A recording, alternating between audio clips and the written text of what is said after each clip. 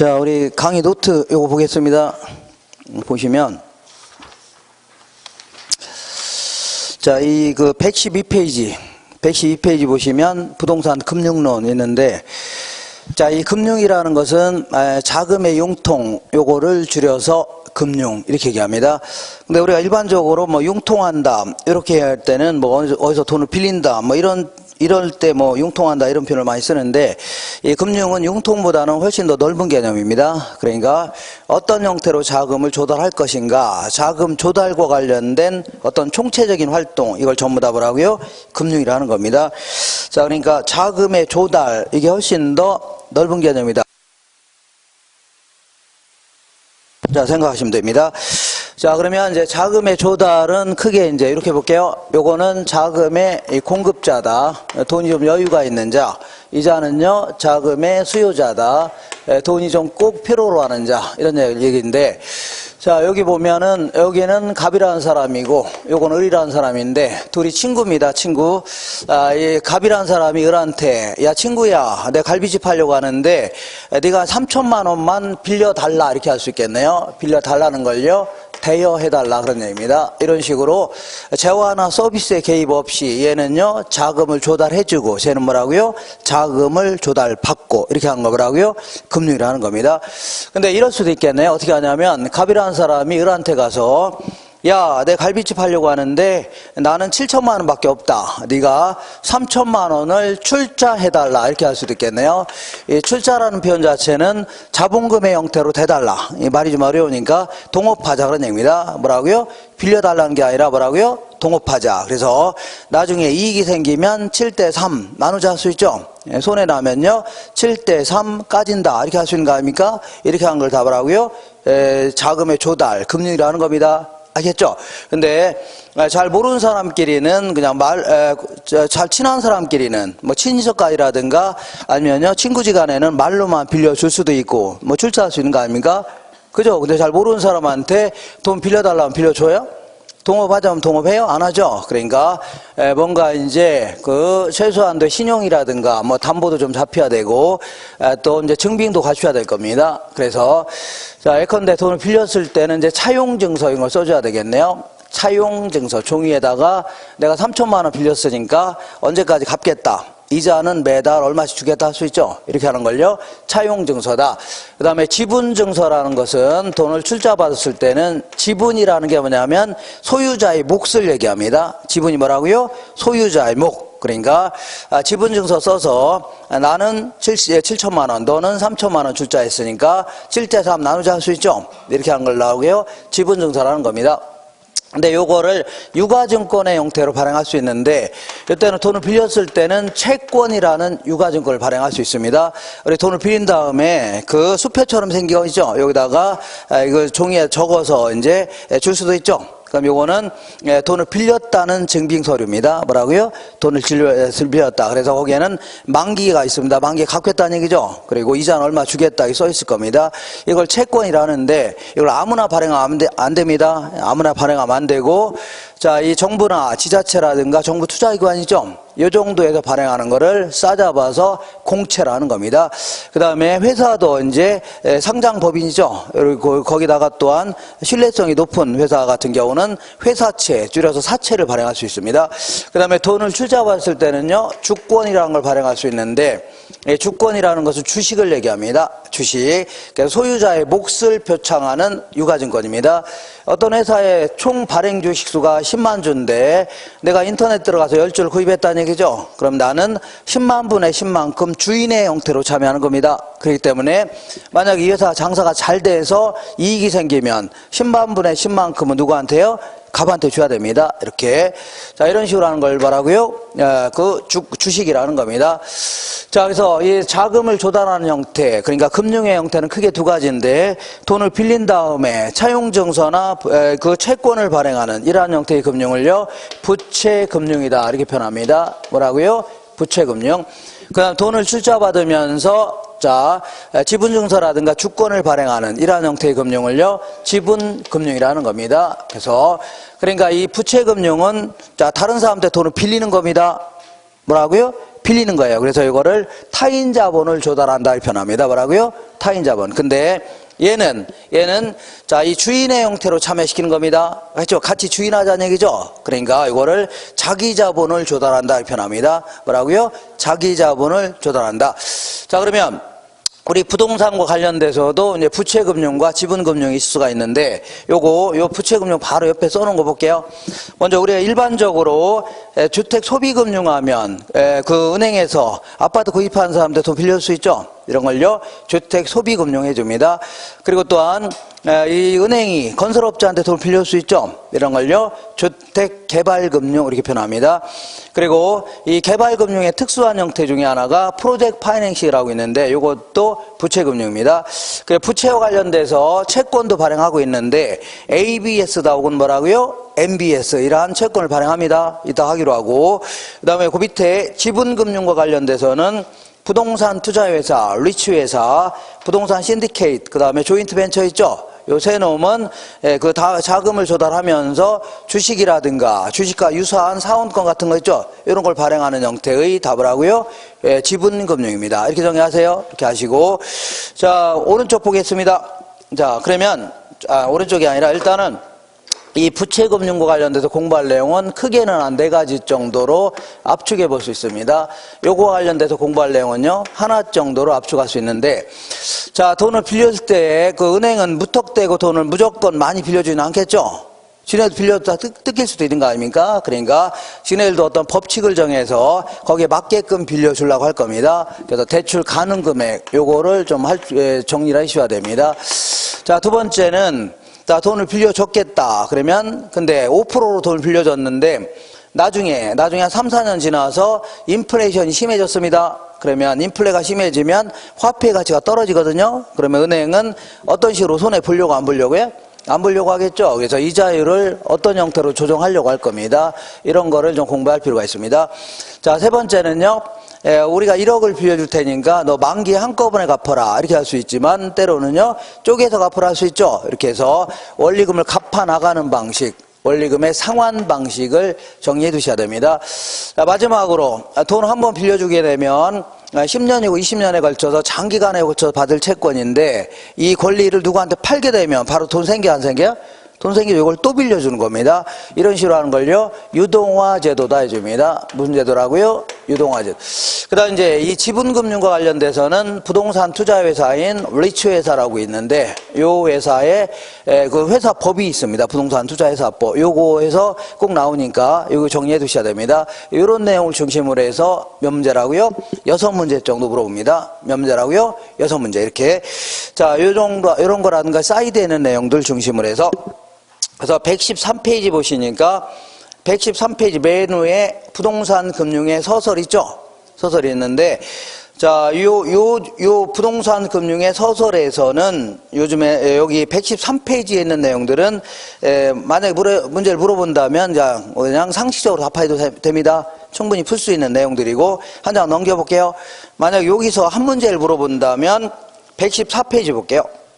114페이지에 딱 중간 정도에 대출 가능 금액이 있어 없어요? 있죠. 여기서 물어봅니다. 여기서 계산 문제 내지는요 말로 물어봅니다. 주로 이제 계산 문제를 물어봅니다. 자, 그래서 일단은 그 후에 저당 관련 기초 용어를 먼저 정리할게요. 지금 뭐 하는 거냐면 요걸 공부해 보려고 하는 겁니다. 자, 보니까 용어를 한번 정리해 볼게요. 내가 은행에서 10,000원을 빌렸습니다. 10,000원. 요거를요 대출 원금, 대부 원금, 융자 원금, 대부, 대출, 융자 다 똑같다고 보시면 돼요. 이렇게 해서 그 다음에 1년 동안에 3,000원을 갚았습니다. 3,000원을 갚았으니까 이걸 상환했다 해줄게요. 뭐라 했다고요? 상환. 그러면 얼마 남아있어요? 7,000원 남아있죠? 요거를 미상환했다. 아니면요 잔고다 이렇게 표현합니다. 잔고 혹은 잔금 이렇게 표현합니다. 잔금. 남아있는 금액을 뭐라고요? 잔금이다. 이렇게. 그러면 볼게요. 그러면 10,000원 중에 3,000원 갚았으니까 몇 프로 갚았어요? 30% 갚았죠? 요거를요, 상환 비율 해줍니다. 알겠죠? 그러면 얼마 남아있는 거예요? 7,000원 남아있죠? 그러니까 70%가 남아있네요. 이걸 뭐라고요? 잔금 비율 혹은 잔고 비율 해주는데 항상 상환 비율, 잔금 비율 요거 할 때는 항상 원금만 가지고 따지는 겁니다. 뭐만 따지라고요? 원금만 가지고 따지는 겁니다. 그러면 상식적으로 그러면 30%는 소수점으로 하면 0.3이 되겠네요. 맞죠? 그 다음에 얘는 소수점으로 하면 0.7이 됩니다. 1을 기준으로 할 때는. 그러니까 상한 비율과 잔금 비율을 합치면 얼마라고요? 1이 됩니다. 1. 자, 문제에서 0이 다 하면 틀린 겁니다. 뭐라고요? 1이 된다 하시고 그러면 내가 이제 돈을 빌렸을 때는 매년 혹은 매달 갚을 때는 원금만 갚아야 돼요? 이자도 내야 돼요? 이제 기간 동안 이자를 내야 될 거 아닙니까? 그래서 원금하고 이자를 합쳐서 거기 볼게요. 매기 갚을 원금과 이자를 합쳐서 뭐라고요? 매기 원리금 지불액. 요 바로 밑에입니다. 매기 뭐라고요? 원리금 지불액. 혹은 매기 원리금 상한액 해도 상관없습니다. 그리고 이걸 영어로는요, 뎁 이렇게 표현합니다. 영어로 뭐라고요? 뎁. 그리고 자, 연마다 지불할 때는요, 이걸 연보금 이렇게 표현합니다. 월마다 지불할 때는요, 월부금. 여기는 항상 이자도 포함되어 있는 겁니다. 그리고 그 밑에, 그 옆에 부채 서비스액 이런 표현도 쓰고, 때로는요, 저당 지불액 이런 표현 씁니다. 뭐라고요? 저당 지불액. 이렇게 해서 일단 용어를 정리했겠다. 자, 그러면 그 대출 가능 금액을 계산하는데 요거에 대해서 요 주택을 담보 잡고 은행에서 빌려주려고 합니다. 해당 주택이라 할게요. 뭐라고요? 해당 주택을 담보 잡고 돈 빌려주려고 하는데 자, 옛날에는 주로 이제 LTV 위주로만 돈을 빌려줬습니다. LTV가 뭐냐면 loan to value 해갖고 영어는 뒤에서부터 value는 부동산 가치를 얘기합니다. 자, to는 뭐뭐 대비, loan은요 대출액을 얘기합니다. 뭘 얘기한다고요? 대출액. 그래서 은행이 1억짜리 부동산을 구입하는데 70%까지 빌려주겠다. 그러면 얼마 빌려주겠다는 얘기예요? 1억짜리 부동산을 구입하는데 70%까지 빌려주겠다는 얘기입니다. 그러면 7천만 원 빌려주겠다는 얘기죠. 이 7천만 원을요, LTV라는 겁니다. 뭐라고요? LTV. 다시 할게요. 자, 1억짜리 부동산을 구입하는데 최대 60%까지 빌려주겠다. 그러면 얼마 빌려주겠다는 얘기예요? 6천만 원. 그래서 이 경우는 얘랑 곱하니까 얼마라고요? 6천만 원 되는 겁니다. 알겠죠? 이렇게. 자, 나누기가 넘어가면 뭘로 바뀌어요? 곱하기로 바뀝니다. 이렇게 할 수 있죠?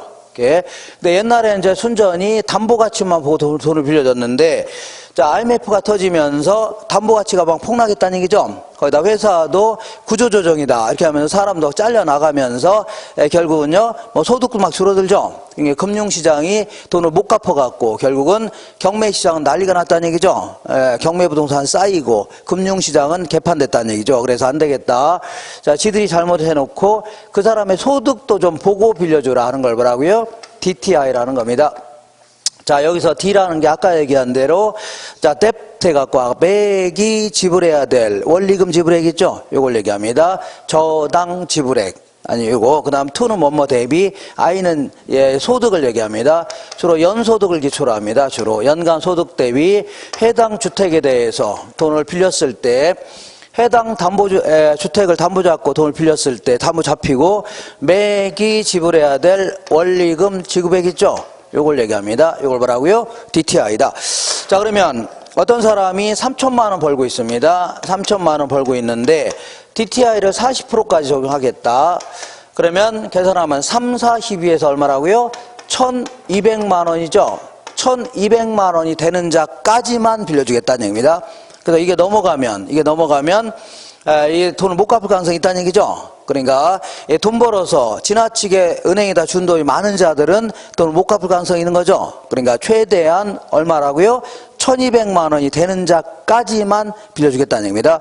만약에 자, 이 DTI를 완화시키겠다. 60%까지 적용하겠다. 그 얘기는 자, 3천만 원 버는 자가 있다면 3, 60%에서 얼마라고요? 1,800만 원이 되는 자 있죠. 고자까지도 빌려주겠다는 얘기입니다. 알겠죠? 더 완화시키는 겁니다. 이렇게. 그러면 다시 할게요. 40%까지 적용하겠다. 그 얘기는 3, 40에서 얼마라고요? 1,200만 원이 안 되는 자까지만 빌려주겠다. 그런 얘기입니다. 그리고 여기서는 문제에서 거의 원리금 균등 상환액을 가정합니다. 왜냐하면 그렇게 할 수밖에 없어요. 저당 상수가 주어진다는 얘기는 원리금 균등 상환액을 가정합니다.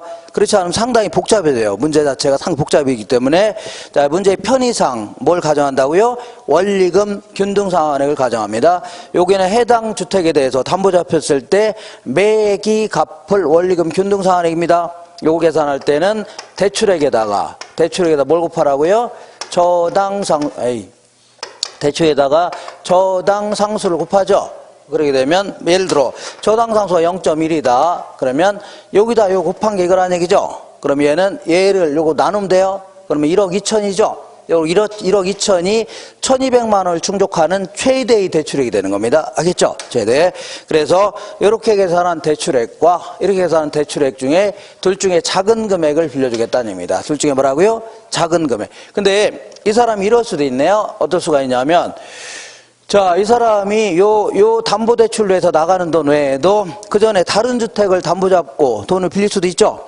그죠? 상가를 담보 잡히고 돈을 빌릴 수도 있고 신용대출 받은 것도 있을 수 있는 거죠. 그러면 이 주택에 대해서 나가는 돈 외에도 다른 대출액이 있으면 어떻게 할 거냐 그런 얘기죠. 그러면 나머지 기타 부채가 있다면 기타 부채에 대해서 이자 나가는 거 있죠.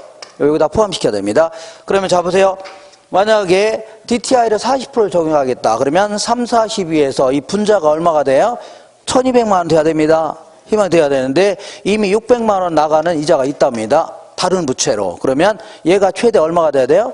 600만 원 돼야 됩니다. 600만 원. 그럼 여기다 요 곱한 게 0.1이니까 여기다 요 곱한 게 이거란 얘기죠. 그럼 얘는요 6천만 원 됩니다. 얼마라고요? 6천만 원. 이게 1억이라면 둘 중에 작은 금액이 얼마라고요? 6천만 원 빌려주겠다는 얘기죠. 이렇게 하시면 돼요. 자, 이렇게 해서 한번 계산 문제를 한번 해볼게요. 이렇게. 자, 만약에 문제에서 물어본다면 이렇게 지금은 정부 지원저당 같은 거 있죠. 보금자리론 이런 걸 전부 다 이런 식으로 디딤돌 대출 이런 거 다 이런 식으로 빌려줍니다. 그래서 만약 계산 문제가 나온다면 요걸 물어봅니다. 자, 여기서 어디를 볼 거냐면요. 거기 자, 잠깐만요. 우리 요 책 있죠. 문제집. 아까 문제집 갖고 오셨죠. 자, 문제집에 하나만 풀어볼게요. 어디를 볼 거냐면 219페이지 보겠습니다.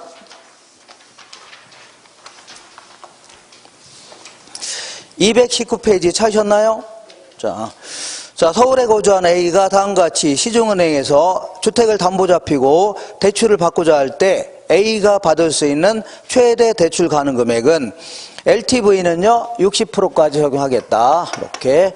그 다음에 DTI는요 40%를 적용하겠답니다. 이렇게. 그 다음에 거기에 A의 서울 소재 주택의 담보 가격이 5억짜리랍니다. 이게 얼마짜리라고요? 5억짜리래요. 그 다음에 A의 연간 소득은 6천만 원이랍니다. 6천만 원을 벌고 있대요.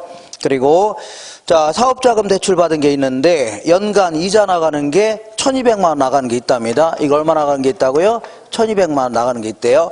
자, 그리고 연간 저당 상수는요 0.12랍니다. 그러면 막 다 됐네요. 계산해 볼게요. 일단 LTV를 충족하는 대출액은요 5, 6, 30에서요 3억이 됩니다. 얼마라고요? 3억. 그 다음에 DTI를 충족하는 분자가 얼마가 되냐면 4, 5, 20에서 2천만 원입니다. 얘랑 곱하면 돼요. 그럼 이 분자가 나올 거 아닙니까? 분자가 얼마라고요? 2천만 원인데 이미 1200만 원 나가는 게 있어 없어요? 사류 24네. 2400만 원이죠? 근데 이미 1200원 나가는 게 있어 없어요? 있죠. 그러니까 얘가 최대 얼마라고요? 1200만 원 돼야 됩니다. 그러면 여기다 요 곱한 게 이거죠? 그럼 요걸 나누면 됩니다. 그럼 얘는 1억이 됩니다. 얼마라고요? 1억. 그럼 둘 중에 작은 금액이 얼마요? 1억이죠? 1억을 빌려주겠다는 얘기입니다. 정답은 얼마라고요? 1억. 답할 수 있죠? 이렇게 답하시면 되고, 그 다음에, 잠깐요. 자, 거꾸로 하나만 더 할게요. 요거는 이렇게, 나는 이거 도저히 힘들다. 그럴 경우에는, 이렇게 볼게요. 공식을 좀 암기를 하셔야 되는데, 이렇게 이게 머릿속에 떠올라도 상관없는데, 이렇게 계산해도 상관없습니다. 자, 그러니까, 요 대출액은 얘랑 곱하면 되죠? 그러니까 이렇게 LTV에다가 곱하기 부동산 가치 이렇게 해주면 대출액이 나옵니다. 이렇게. 그리고 요거는 얘랑 곱하면 요게 나오는 거죠. 그러니까 DTI에다 곱하기 연간 소득 곱하면 됩니다. 그럼 이제 분자가 되는데 요게 되는데 여기서 만약에 기타 부채 나가는 이자가 있다. 그럼 빼줘야 됩니다. 기타 이자. 그럼 이렇게 해서 저당 상수 나누면 저당 상수로 나누면 이게 바로 대출액이 됩니다. 대출액. 자, 그래서 둘 중에 이제 작은 금액을 빌려주겠다 그런 얘기인데, 요 공식을 이렇게 바꿔놓은 겁니다. 바꿔놓은 거예요. 알겠죠? 바꿔놓은 겁니다. 자, 계산해 볼게요. 계산해 본다면, 자, 어디 가냐면, 자, 다시 볼게요. 1번, 219페이지에 1번 볼게요. 자, LTV는 얼마라고요? 60%. 얘는 얼마라고요? 60%. 그 다음에 DTI는 뭐라고요? 40%. 40%. 그 다음에 거기 보니까 그 A의 서울 소재 담보 가격은 5억이랍니다. 이거 얼마짜리라고요? 5억이고. 그 다음에 A의 연간 소득은 6천만 원이랍니다. 얘는 얼마라고요? 6천만 원. 그 다음에 거기에 기타 부채 나가는 게 1200만 원 있죠? 1200만 원 있네요. 그리고 연간 저당 0.12라고 해 있죠? 그러면 요렇게 해서 그냥 이 공식을 여기다 바꿔놓은 겁니다. 그래서 자, 그러니까 얘는 5, 6, 30에서 3억이 되겠네요. 그리고 얘는 4, 6, 24에서 2400 있죠? 2400에서 1200 빼니까 1200만 원 나왔죠? 1200만 원 나누 0.12 하니까 1억이 됩니다. 둘 중에 작은 금액이 얼마야? 1억이죠? 이렇게 해서 간편하게 계산할 수 있는데 또 이걸 또 공식으로 암기하려면 또 힘들겠네요. 그죠? 둘 중에 한번 해보세요. 그죠? 이렇게. 자, 그리고 이제 요거는 한 문제가 예전에 상업용 부동산에 대해서 이렇게 물어본 적이 있는데, 자, 우리 다시 거꾸로 볼게요. 요 문제집 거꾸로 216페이지에 잠깐 보겠습니다. 자, 이거 상업용 부동산 같은 경우에는 부채 감당률하고 LTV하고 부채 감당률 요걸 두 가지를 가지고 빌려주기도 합니다. 부채 감당률. 어차피 상업용 부동산은 장사가 잘 돼야 되죠. 그래서 부채 감당률은 순 영업소득을 뭘로 나눈 거라고요? 부채 서비스로 나눈 겁니다. 요건 매기 지불해야 될 원리금이죠. 매기 지불할 원리금인데 요것도 마찬가지로 자, 이 뭘 가정하여 원리금 균등 상환액을 가정할 수밖에 없습니다. 그렇지 않으면 문제 자체가 되게 복잡해져요. 그러니까 요 금액은 매기 지불해야 될 원리금 균등 상환액이 되기 때문에 대출액에다가 뭘 곱하라고요? 대출액에다가 저당상수 곱해주면 됩니다. 뭘 곱하라고요? 저당상수. 이렇게 해서 자, 이렇게 계산한 대출액과 이렇게 계산한 대출액 둘 중에서 작은 금액을 빌려주겠다는 얘기입니다. 둘 중에 뭐라고요? 작은 금액을 빌려주겠다. 자, 읽어볼게요. 1번. 시장 가격이 5억이고 시장 가격이 얼마라고요? 5억이랍니다. 얘는 5억이랍니다. 자, 그리고 순영업소득이 1억이랍니다. 얘가 얼마라고요? 1억이래요. 자, 상가를 보유하고 있는 A가 추가적으로 받을 수 있는 최대 대출 가능액은 요거는 최근 10년 동안 이렇게 물어본 건 하나밖에 한 번 물어봤습니다. 그러니까 너무 힘들면 아까 한 거는 반드시 할 줄 아셔야 돼요. 근데 요거는 힘들면 이런 게 있구나. 자, A가 추가로 받을 수 있는 최대 대출 가능 금액은 일단 연간 저당 상수는 0.2랍니다. 얘는 얼마라고요? 0.2. 그 다음에 대출 승인 조건은 LTV는 60%까지. 최대 얼마라고요? 60%. 그 다음에 부채 감당률은 최대요? 2 이상입니다. 이렇게. 자, 그 다음에 상가의 기존 저당 대출금이 얼마 있어요? 1억이 있답니다. 기존에 얼마 있다고요? 1억 있대요. 자, 그럼 됐네요. 일단은 LTV를 충족하는 대출액은 5, 6, 30에서 얼마라고요? 3억이 됩니다. 그리고 여기서 요거 나눈 게 1한 얘기죠? 그러면 얘는 얼마라는 얘기예요? 5천만 원이라는 얘기입니다. 얼마라고요? 여기서 이거 나눈 게 1한 얘기는 이게 얼마라고요? 5천만 원이라는 얘기입니다. 알겠죠? 나 계산하기 힘들다 그러면 얘를 나누면 돼요. 그건 얼마라고요? 5천만 원. 그러면 여기다 곱한 게 이거라는 얘기죠? 그러면 5천만 원을 0.2 하니까 얘는 2억 5천만 원입니다. 얼마라고요? 2억 5천만 원 나올 겁니다. 2억 얼마라고요? 5천만 원. 그러니까 최대 얼마 빌려주겠다고요? 2억 5천만 원 빌려주겠다 그런 얘기인데 이미 1억 빌려갔어요? 안 갔어요? 갔죠? 그러니까 추가로 빌려줄 돈은 얼마라고요? 1억 5천만 원입니다. 얼마라고요? 1억 5천. 그러니까 이것도 마찬가지. 여기다 아까 부채 감당을 했었죠? 여기다 이제 집어넣고 요거는 매기 갚을 거라고요? 원리금 균등상환액이다. 이 가정하면 됩니다. 할 수 있죠? 오케이. 자, 이렇게 해서 요거 지울게요. 지우지 말랍니다. 이렇게. 자, 이렇게 해서 요렇게 이제 부채 감당률 가지고 물어본 거는 한 번밖에 안 되는데, 요거는 뭐, 요렇게 물어볼 가능성은 많지는 않아요. 그래서, 아까 DTI 있죠? 요걸 가지고 계산하는 것은 할 줄 아셔야 됩니다. 이렇게. 자, 이렇게 해서 뭐까지 알아봤어요? 자, 대출 가능 금액 알아봤습니다. 뭐라고요? 대출 가능 금액. 자, 그리고 DSR이라고 해서 이런 거는 나중에 문제 내기도 아주 애매합니다. 그래서 그걸 물어볼 가능성은 많지는 않지만 그것도 나중에 문제 만들어서 한번 해볼 겁니다. 지금은. 자, 어디를 다시 오고 돌아갈게요. 들어가셔서 일단 돈을 빌려줬겠다. 그러면 자, 116페이지 보겠습니다. 몇 페이지라고요? 116페이지. 이제 요거는 이제 진짜 지워도 되나요? 이렇게.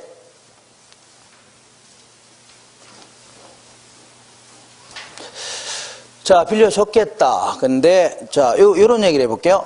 어떤 얘기냐면, 이쪽으로 올게요. 이쪽 쭉 오겠습니다. 자, 1억을 빌려줬는데, 약정금리는 5%였습니다. 5%. 이렇게. 그 다음 페이지 하는 겁니다. 그 있죠? 자, 5%로 돈을 빌려줬는데 20년 동안 빌려주기로 했는데 한 3년 정도 지나서 물가가 무진장 올랐습니다. 물가가 무진장 올랐다는 얘기는 인플레이션이 심해졌다는 얘기죠. 그러면 인플레가 심해졌다는 얘기는 화폐의 가치가 오른 거예요? 떨어진 거예요? 화폐의 가치가 떨어졌다 해줍니다. 자, 그러니까 다시 할게요. 다시. 어디 갔냐면 자, 항상 똑같은 자, 요게 얼마냐? 100만 원이 화폐입니다. 얼마라고요? 100만 원 화폐. 돈입니다, 돈. 근데 요걸로 그전에는 물건을 10개를 구입했었습니다. 몇 개라고요? 10개. 근데 지금 물가가 올랐다는 얘기죠? 그래서 똑같이 생긴 100만 원으로 물건을 5개밖에 못 사는 겁니다. 물건의 가격이 올랐으니까. 그러다 보니까 이 화폐의 가치가 반으로 뚝 떨어진 겁니다.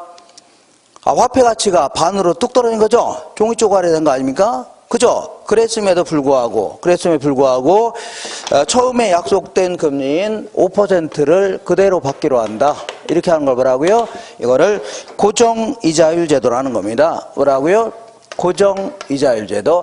그러면 자, 이 인플레가 심해져서 화폐 가치가 뚝 떨어졌음에도 불구하고 똑같은 이자를 받으니까 누가 손해보냐면 자, 은행을 대출자라는 겁니다. 은행을 뭐라고요? 대출자가 손해를 본다 해줍니다. 그러니까 항상 시험에서는 일반적인 상황을 가정합니다. 일반적으로 우리가 물가가 오르는 게 일반적이에요? 떨어지는 게 일반적이에요? 오르는 게 일반적이죠? 올랐을 때 누가 손해본다고요? 은행이 손해봅니다. 누가 손해봐요? 은행. 그래서 안 되겠다. 원래 약정금리는 몇 프로였다고요? 5%였는데 요거를 한 7% 정도 올려서 받겠다는 얘기죠? 이렇게 하는 걸 뭐라고요? 변동금리 제도다 해줍니다. 뭐라고요? 변동금리 제도. 그러면 자, 원래 인플레가 심해지면 은행이 요거 손해봐야 되는데 이거를 이자를 올리면서 돈을 빌려간 자 있죠? 그자한테 떠넘긴 형태가 된 겁니다. 그러다 보니까 차입자가 30만 원 이자 내다가 갑자기 50만 원 낼 판이죠. 결국은 차입자가 돈을 빌려간 자를 뭐라고요? 차입자라고 하는 겁니다. 차입자가 상대적으로 뭘 본다고요? 손해를 본다 해줍니다. 이렇게. 그러면 우리가 일반적으로 물가가 오르는 게 일반적이에요? 떨어지는 게 일반적이에요? 오르는 게 일반적이죠? 그러면 은행 입장에서는 고정금리로 빌려주고 싶어요? 변동금리로 빌려주고 싶어요? 아, 변동금리로 빌려줘야 나중에 인플레가 심해지면 그때 막 올리려고 하죠? 그죠? 자꾸 뭘 빌려요? 변동금리로 빌려주려고 할 겁니다. 근데 자꾸 차입자가 와서 막 고정금리로 빌려달라고 떼쓰는 겁니다. 아니면 이런 금융상품은 정부에서 무조건 뭐라고요? 고정금리로 빌려주랍니다. 이렇게 하죠? 그러면 은행은 손해 보려고 안 보려고요? 안 보려고 할 거 아닙니까? 그죠? 은행은 절대 손해 보려고 하는 집단이 아닙니다. 그러니까 아예 처음부터 이걸 뭐라고요? 초기 약정금리를 하는데 무슨 약정이라고요? 초기에 약정금리를 하는데 자, 초기 약정금리를 보면은 이렇게 고정금리를 적용하는 상품도 있고 변동금리를 적용하는 상품도 있습니다. 그래서 자, 고정금리가 됐든 변동금리가 됐든 어쨌거나 실질금리라는 게 뭐냐면 앞으로 인플레이션이 전혀 없다는 가정하에 뭐가 없다고요? 인플레이션이 전혀 없다는 가정하에 금융기관이 받고자 하는 이자를 있죠? 뭐라고요? 실질금리를 하는 겁니다. 아, 인플레가 없다고 가정하는 겁니다. 그때 은행도 뭐 이자 받는 게 주업 아닙니까? 그때 인플레가 없다고 가정했을 때 받고자 하는 이자를 뭐라고요? 실질금리라는 겁니다. 근데 인플레가 없다고 가정했는데 실제는 인플레가 발생해요, 안 해요? 조금이든 많이든 계속 발생하는 거죠. 그죠? 그러면 나중에 인플레가 실제 발생하면 변동금리 제도는 나중에 가서 올리면 돼요, 안 돼요? 얘는 나중에 실제 인플레가 발생하면 그때 가서 올리면 되는 거죠. 근데 얘는 고정금리는 아예 나중에 가서 올릴 수 있어, 없어요? 얘는 만기가 20년이라면 20년 동안에 똑같은 이자를 정하는 겁니다. 그죠? 그러니까 나중에 못 건드려요. 그러니까 아예 처음부터 빌려줄 때 매년 예상되는 인플레율이 있다면 이걸 더해서 정하려고 할 겁니다. 근데 얘는 그럴 필요 있어, 없어? 변동금리는 나중에 실제 인플레가 발생하면 그때 가서 올리면 되는 거죠. 그러니까 일반적으로 고정금리가 뭐보다 높다고요? 변동금리보다 높습니다. 이따 가다가 은행에서 물어보세요. 일반적으로 뭐가 높다고요? 고정금리가 변동보다 높아요. 이때 예상되는 인플레까지 반영한 거를 명목금리 이렇게도 표현합니다. 뭐라고요? 명목금리다. 정리하시고. 그러면 이번에 이제 이 고정금리와 관련돼서는 요 얘기가 좀 반드시 좀 정리가 좀 되셔야 됩니다. 이렇게. 그다음 변동금리와 관련돼서는 요 얘기가 또 반드시 좀 정리가 되셔야 됩니다. 자, 고정금리와 관련돼서는 이런 얘기를 해볼게요. 이렇게 고정금리로 해서 7%로 해서 돈을 빌려줬습니다. 이렇게 20년 동안 빌려주기로 했다는 얘기죠. 7%로. 근데 한 3년 정도 지나서 자, 미 연방금리가 떨어지는 바람에 우리나라도 금리가 좀 내려갈 수 있죠. 그러니까 시장 평균 고정금리가 제1금융권에서 형성되는 평균 고정금리가 5%로 떨어졌다고 치자. 몇 프로라고요? 5%. 그러니까 한 3년 전에 돈을 고정금리로 빌릴 때는 7%였는데 요즘에 돈을 빌릴 때는 얼마라고요? 5% 떨어졌다는 얘기죠. 그죠? 그러면 차입자 입장에서는, 돈 빌려간 자 입장에서는 어떻게 하다 보니까 7%로 돈 빌리기는 했는데 이걸 당장 다른 은행에서 빌리면 얼마라고요? 5% 싼 이자로 빌릴 수 있는 거 아닙니까? 맞죠? 근데 남아있으니까 17년인데 17년 동안에 7%를 갖다 납부하려니까 열이 받아요, 안 받아요? 열 받죠? 열 받고 있는데 때마침 자, 핸드폰에 문자가 와갖고 자, 하나은행에서 문자가 왔는데 자기가 고금리 쓰고 있으면 갚아주겠다는 얘기죠. 에라 부르겠다. 하나은행에서 돈을 빌려서 신한은행 거 갚을 수 있는 거죠. 그잖아요. 하나은행에서 돈 빌려서 뭐라고요? 신한은행에서 빌린 거 갚을 수 있는 거죠. 이거를요 조기에 상환한다 이렇게 표현합니다. 뭐라고요? 조기에 상환한다. 만기 전에 상환한다 이렇게 이야기합니다. 조기에 상환하려고 하죠. 그러면 내가 이 책을 회사도 그 일반 기업들도 상기업도 이거 팔으면 팔았죠. 돈 받고 팔았는데 한 3일 있다가 안 사겠다고 돌아온 겁니다. 그럼 기업 입장에서 기분 좋아요, 안 좋아요? 안 좋을 거 아닙니까? 그죠? 이거 환불해달라고 하는 거 아닙니까? 자, 은행도 금융상품을 파는 겁니다. 은행도 뭐라고요? 금융상품을 팔았는데 안 사겠다고 돌아온 거 아닙니까? 그죠? 그럼 어쩔 수 없이 또 싼 이자로 빌려줘야 되겠네요. 그죠? 그러니까 요거를 은행 입장에서 조기상환 위험이다 해줍니다. 뭐라고요? 조기상환. 그럼 이런 위험을 좀 줄일 수 있는 방법이 없냐? 요거는 간단히 해결할 수 있습니다. 너 왜 만기까지 돈 빌려 가놓기로 해놓고서 일찌감치 갚았냐는 얘기죠. 그래서 안 되겠다. 우리는 자, 이 벌금을 부과하겠다 할 수 있죠. 그러니까 조기상환 수수료 부과하겠다 이렇게 할 수 있겠네요. 이렇게 해결하면 됩니다. 이번엔 거꾸로 자, 시장 평균 고정금리가 9%로 올랐다고 치자. 뭐라고요? 올랐다. 그러면 자, 은행 입장에서 볼게요. 은행 입장에서 어떻게 하다 보니까 7%로 돈을 빌려주기는 했는데 이걸 당장 다른 사람한테 빌려주면 얼마라고요?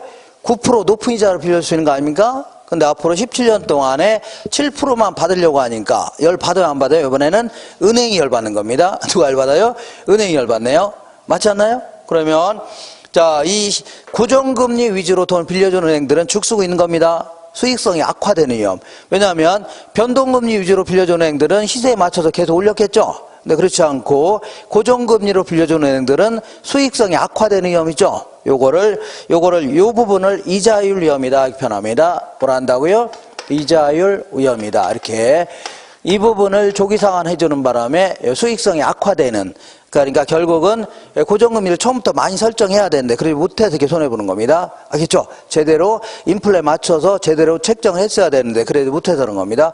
그러면 이러한 위험을 줄일 수 있는 방법이 없냐? 요거는 없습니다. 다만 차입자가 돈 얼른 갚는다면 비싼 이자로 빌려주는 방법이 있을 수 있죠. 근데 차입자가 돈 얼른 갚으려고 해요, 안 해요? 얼른 갚았다가 만기 동안 자기는 다른 게 비싸게 이자를 빌 수밖에 없는 거죠. 그럼 뭐하러 갚습니까? 현재 싼 이자로 쓰고 있는데 안 갚으려고 할 겁니다. 별 방법이 없어요. 다만 이렇게 차입자를 설득하는 방법, 꼬시는 방법이 있습니다. 지금 남아있는 금액이, 또 1억 중에 남아있는 금액이 7천만 원 정도 남아있는데 은행이 그러는 겁니다. 우리가 니네들 너 잔고를 한 200만 원 깎아주겠다. 한 6,800만 원만 받을 테니까 얼른 좀 갚지 않을래? 이렇게 할 수 있죠. 그러면 차입자가 원모로 갚았다. 그럼 이거 가지고 아주 비싼 이자로 빌려주는 방법이 있죠. 이런 게 있을 수 있는데 요즘에는 제 차입자이사들 명석해서 그냥 안 갚으려고 할 겁니다. 별다른 방법이 없을 수 있는 거죠. 이렇게 하시면 됩니다. 자, 이렇게 해서 요거는 아주 자주 물어보니까 좀 기억하셔야 됩니다. 기억하시고, 이번에는 변동금리는 자, 실제 인플레에 맞춰서 계속 변동시켰다 그런 얘기입니다. 이걸 뭐라고요? 변동금리 제도라는 겁니다. 무슨 제도라고요? 변동금리 제도인데, 요거는 이론적으로 이제 변동금리를 적용하는 방법 좀 알아볼게요. 자, 1억을 빌려주면서 5%로 돈을 빌려줬습니다. 근데 한 3년 정도 지나서 3천만 원은 갚았어요. 그럼 얼마 남아있어요? 7천만 원 남아있는 거 아닙니까? 이 상태에서 물가가 무진장 올랐답니다. 물가가 뭐라고요? 무진장 올랐다. 그러면 이 5% 이자율을 올리겠다 그런 얘기 아닙니까? 이거 올리겠다는 얘기죠? 이걸요, 변동금리 제도로 하는 겁니다. 요걸 올리는 방법은 이론적으로 크게 세 가지가 있습니다. 이론적으로. 자, 맨 먼저 가변이자율 제도라는 게 있고, 조정이자율 제도, 그러니까 뭐라고요? 재협정이자율 제도, 이런 게 있는데, 가변이자율 제도는 물가가 오르면 이자를 올려야 되겠다는 얘기죠. 가장 일반적인 형태를 뭐라고요? 가변이자율 제도라는 겁니다. 근데 조정이자율 제도는 물가가 오르면 이자 올려야 되겠다는 얘기죠. 근데 예를 들어 물가 외의 요인, 예를 들어 경기 변동이 너무 심하다든가 환율 변동이 심할 수 있죠. 이런 것들도 전부 다 이자 올리는 데 써먹겠다는 얘기죠. 그죠? 이런 식으로 대출자한테 보다 많은 재량권이 부여되어 있는 이런 방식을 뭐라고요? 조정이자율 제도라는 겁니다. 그 다음에 재협정이자율 제도는 대출자하고 차입자가 일정 기간마다 만나서 협상하는 겁니다. 아시죠? 3에서 5년마다 예를 들어 만나서 우리 요즘에 물가가 너무 심해져서 이자를 올려야 되겠습니다. 이렇게 해서 협상하는 거죠. 그럼 차입자가 싫은데요. 그러면 정관을 잘 보시면 아시겠지만 약관을 이 협상이 잘 안 되면 좀 갚으셔야 되겠습니다. 나올 거죠. 그러면 이 7천만 원 또 어떻게 갚습니까? 그래서 서로 어쨌거나 협상하면서 결정하는 걸 뭐라고요? 재협정 이자율 제도라는 겁니다. 이번에는 이자는 그대로 놔둔 상태에서 이걸 잔금이라는 겁니다. 뭐라고요? 잔금. 잔금액을 계산상 올릴 수도 있겠네요. 잔금액을. 예를 들어서 7,200만 원 정도 올릴 수도 있습니다. 계산상 이렇게 할 수도 있어요. 이렇게. 이자를 안 올린 대신에 요걸 올릴 수도 있죠. 이렇게. 그러니까 남은 금액 요거를요 가격 수준 조정 대부라는 겁니다. 뭐라 할까요? 가격 수준 조정 대부. 그래서 자, 요거는 이론적으로 이렇게 올리는 방법인데 이런 거에서 물어볼 가능성은 많지는 않습니다. 그러면 뭐에서 물어보냐? 우리나라 담보대출에 대한 변동금리는 실제로 어떤 식으로 적용하냐면 이렇게 적용합니다. 변동금리는 이렇게 기준금리에다가 금리에다가 가산금리라는 거를 더해서 책정합니다. 기준금리가 뭐라고요? 가산금리라는 걸 더해서 책정하는데 이때 요 기준금리는 실제 인플레이죠. 실제 인플레율에 맞춰서 계속 변동하도록 하고 있습니다. 뭐라고요? 기준금리. 그리고 요거는 대출 시점에 지네들이 확정하는 겁니다. 빌려줄 때 지들이 정해서 빌려주는 겁니다. 알겠죠? 이걸 뭐라고요? 가산금리라는 겁니다. 자, 무슨 얘기냐? 자, 볼게요. 은행은 다 볼게요. 돈을 이제 예금 받아서 이걸 대출해줘야 안 해줘요? 대출해주는 거 아닙니까? 예금 받아서 대출해주는데, 자, 예금 이자율은 5%이고, 대출 이자율도 5%이다. 그러면 5%로 돈을 빌려서 5%로 빌려준다. 그러면 은행은 뭐 먹고 살아요? 은행 직원들 월급도 줘야 되고, 임대료 내야 되고, 쓸 돈 무지장 많은데, 무슨 뭐 자선사건 아니죠? 은행이 절대 이런 식으로 빌려줄 집단이에요? 아니에요? 아닐 거 아닙니까? 그러니까 이렇게 빌려줄 때는 이렇게 5%로 빌려주는 게 아니라 여기다 한 3% 정도 더 붙여서 빌려주려고 할 겁니다. 예를 들어, 이 3%를 뭐라고 하냐면, 은행 마진이다, 얘기합니다. 은행 뭐라고요? 마진. 예를 들어서 어떤 기업이 1,000원에 물건 구입해서 1,000원에 팔았다. 1,000원에 구입해서 1,000원에 팔았다. 그러면 이 회사는 자, 이 망하기 딱 좋죠. 그러니까 여기다가 한 300원 정도 붙여서 팔아야 되겠죠. 요거를 뭐라고요? 은행 기업 마진이다. 혹은 부가가치라 표현합니다. 뭐라고요? 부가가치. 그래서 여기다가 세율을 부과하는 게 부가가치세입니다. 그죠? 이렇게. 자, 이것도 마찬가지. 은행도 마찬가지로 당연히 요 마진을 붙여서 매각해야 되겠죠. 금융상품 팔아야 될 거 아닙니까? 그리고 아무리 담보대출이라 하더라도 이거는 단기대출이 아니라 뭐라고요? 장기대출이기 때문에 나중에 담보가치가 어떻게 될지 모르는 거죠. 그러니까 소득도 어떻게 될지 모르니까 그 사람의 신용도 좀 감안합니다. 신용도 좀 감안해서 결정하는 건데, 이건 대출 시점에 확정됩니다. 뭐라고요? 대출 시점에 확정되는 거고, 그 다음에 이제 이 기준금리는 자, 실제 인플레에 맞춰서 계속 변동하자, 그런 얘기인데, 자, 문제는, 자, 이것들이, 은행이 툭 하면 이것들이 막 올리거나 내리고 이러면 대화인데요? 갑자기 막 이자를 올리거나 이러면 안 되죠? 그래서 금융위가 약속을 합니다. 약속. 3개월에 한 번씩 변동하자. 아니면요, 6개월에 한 번씩 변동하자. 이렇게 약속해야 됩니다. 갑자기, 이번 달에 갑자기 이자가 막 올라가고 그러면 대화인데요?